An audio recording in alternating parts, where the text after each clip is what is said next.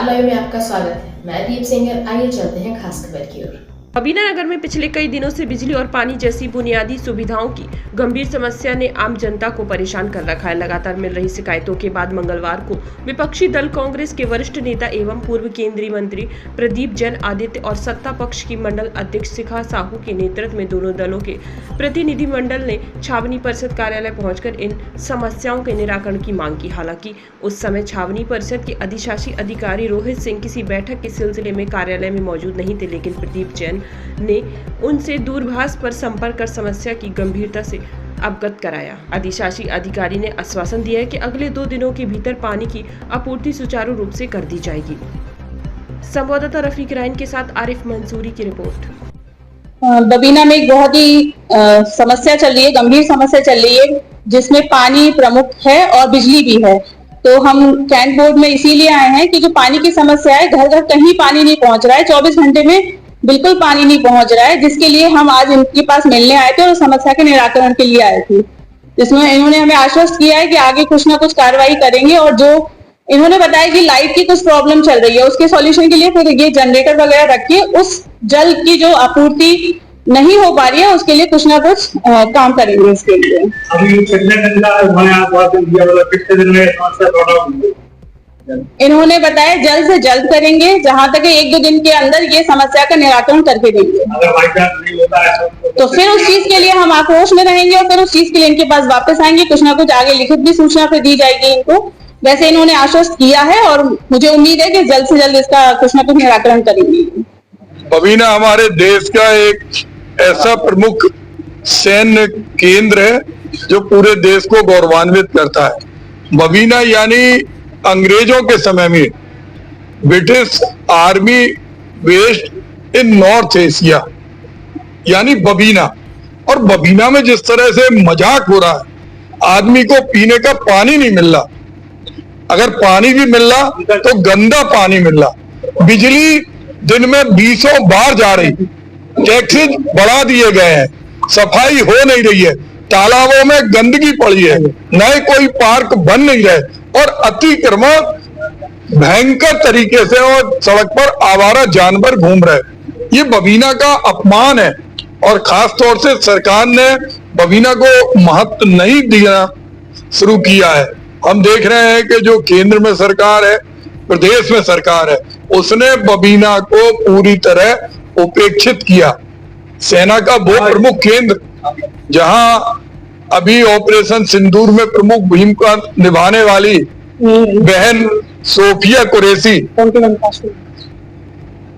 Major की उपाधि यहां से मिली, और यहाँ की रेजिमेंट के लोग, चाहे 1971 का युद्ध हो, चाहे वर्तमान ऑपरेशन सिंदूर हो, कारगिल की लड़ाई हो, कोई भी लड़ाई हो, जब इंदिरा गांधी ने पाकिस्तान की छाती पे चढ़कर पाकिस्तान के 2 हिस्से किए थे, पाकिस्तान और बांग्लादेश, उस समय भी बबीना की सेना ने एक महत्वपूर्ण भूमिका निभाई थी।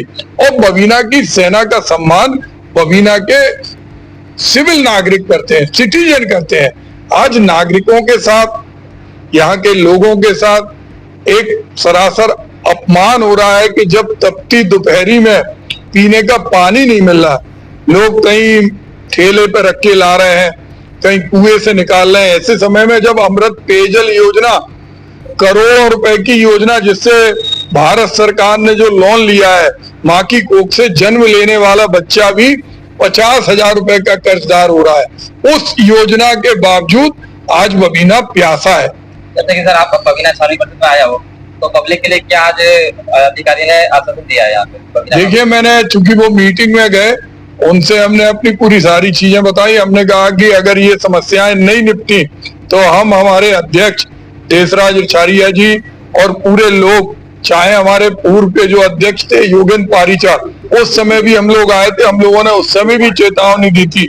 हमारे विधायक जब चुनाव लड़े, सशक्त नेता हरवंश लाल जी, मुलायम भाई, हरिशंकर भाई, हम सारे लोग इस बात पर कृत संकल्पित हैं कि हम बड़ा धरना करेंगे।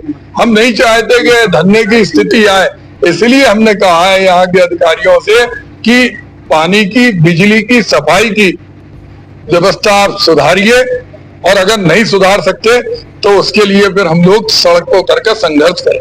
मंत्री जी, बबीना का बड़ा तालाब जो कि बबीना की लाइफलाइन है, छावनी परिषद द्वारा लगातार उसकी उपेक्षा की जा रही है। लाखों करोड़ रुपए खर्च हो गए, उसके बाद भी उसकी न साफ सफाई न जीवनोपचार है। इस मामले को लेकर यहाँ की जनता को आपको बहुत आशा है, इस बारे में क्या कहेंगे? देखिए, ये बहुत बड़ा पाप है।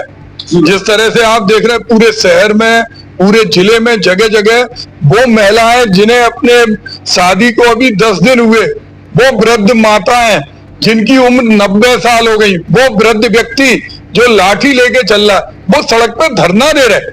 झांसी में भी दे रहे, यहाँ भी दे रहे, खेलार में भी दे रहे, क्योंकि उन्हें सरकार नाम की कोई चीज दिखाई नहीं दे रही। एक जंगल राज लगा और उसमें तालाब, नदी के नाम पर सुप्रीम कोर्ट तक ने फटकार लगाई है कि गंगा माँ के नाम पर अरबों रुपए खाए गए। आज बुंदेलखंड की क्या स्थिति है? सत्ता में बैठे हुए लोग अवैध खनन में लगे हुए हैं। नदी की छाती चीर कर जेसीबी से, पनडुब्बी से नीचे से बजरी निकाली जा रही, पहाड़ खोदे जा रहे हैं, तो इतना बड़ा गड्ढा हो रहा है कि पाताल दिखाई देने रहा, कहीं कोई दिखाई नहीं देता। एनजीटी वाले भी आते हैं तो एनजीटी वाले भी वो कार्रवाई नहीं कर रहे।